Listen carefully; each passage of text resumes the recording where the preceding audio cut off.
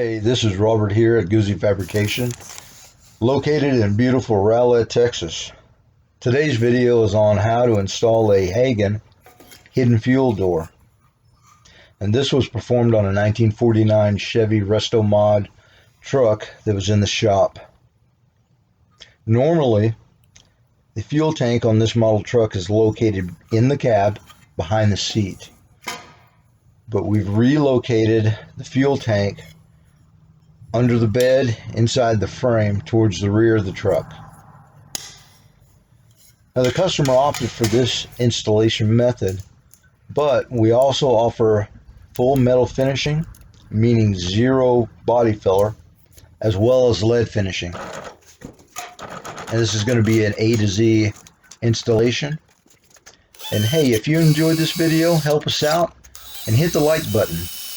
If you have any questions or suggestions, leave them in the comments section. And don't forget to subscribe and check out all our content. And we'll be adding new videos of all of our projects at the shop regularly. Hey, thanks for watching.